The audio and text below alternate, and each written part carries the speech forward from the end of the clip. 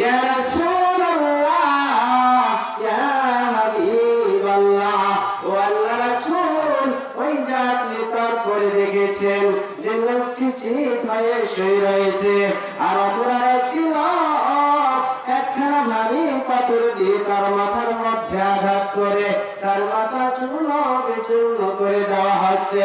ও আল্লাহর রাসূল, ওই লোকটি হচ্ছে সেই লোক যে লোকটি দুনিয়ার মধ্যে আল্লাহর দ্বীন ইসলাম জেনেছিল, আল্লাহর কোরআন জেনেছিল, আল্লাহর হাদিস জেনেছিল, কিন্তু নিজে আমল করেনি।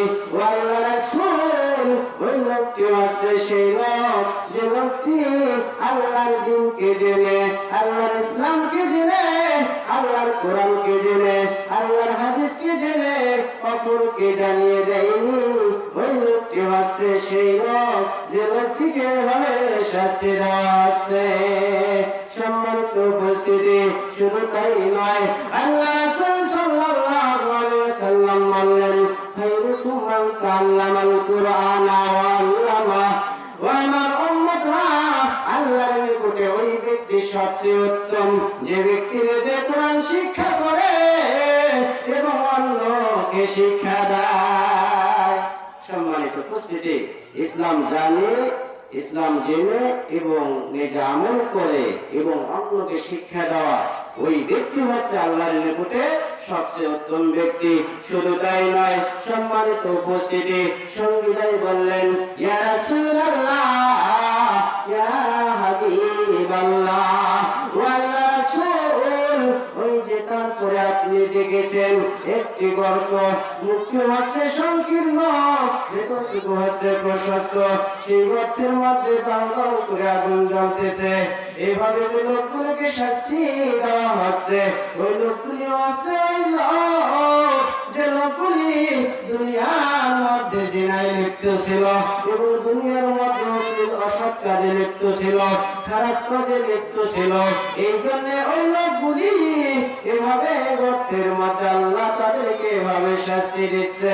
সম্মানিত উপস্থিতি, বর্তমান সমাজের মধ্যে এই জিনার যদি আইন থাকতো, জিনার যদি আইন থাকতো, ইসলাম যেভাবে বিধান দিয়েছে, ইসলাম যেভাবে আইন দিয়েছে, এইভাবে যদি সমাজের মধ্যে সমাজের নেতাগুলো যদি আইনগুলো বাস্তবায়ন করত, তাহলে একটা সমাজ আদর্শ হওয়া বেশিক্ষণ সময় লাগতো না, অবশ্যই সমাজ আদর্শ হতো।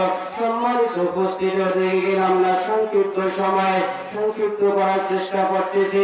সম্মানিত উপস্থিতি, তারপরে সঙ্গীরা বললেন, ইয়া রাসূলুল্লাহ ইয়া হাবিবাল্লাহ, ও আল্লাহর রাসূল, ওই যে তারপরে আপনি দেখেছেন একটি রক্তের নহরে একটি লোক, সে রক্তের নহরে রক্তের সাগরের মাঝপথে হাবুডুবু খাচ্ছে এবং লোকটি যখন সাঁতার কেটে কেটে কিনার দিকে আসতে চায়, কিনারায় ভারী পাথর নিয়ে থাকা ব্যক্তি ওই লোকটিকে পাথর মেরে আঘাত করে লোকটিকে মাঝপথে পাঠিয়ে দেওয়া হয়। এভাবে যে লোকটিকে শাস্তি দেওয়া হচ্ছে, ইয়া রাসূলুল্লাহ ইয়া হাবিবাল্লাহ, ওই লোকটি হচ্ছে সেই লোক যে লোকটি দুনিয়ার মধ্যে নিজের সম্পদকে বৃদ্ধি করার জন্য, নিজের সুখ শান্তি ভাবে থাকার জন্য, নিজের টাকাকে বৃদ্ধি করার জন্য সেই টাকা সুদের উপর দিয়েছিল। সম্মানিত উপস্থিতি, নিজের সম্পদ, নিজের টাকা পয়সা এগুলো বৃদ্ধি করার জন্য ওই লোকটি দুনিয়াতে মানুষের নিকটে টাকা দিয়েছিল সুদের উপর।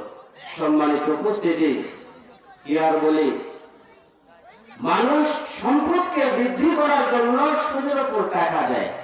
আর আল্লাহ রাব্বুল আলামিন বললেন, ও আমার বান্দারা, তোমরা শুনে রাখো, তোমার সম্পদ যদি তুমি বৃদ্ধি করতে চাও, তোমার জীবনে সমস্ত বালা মুসিবতকে যদি তুমি দূর করতে চাও, তুমি কি করো? তুমি আল্লাহর রাস্তায় দান করো। সুবহানাল্লাহ।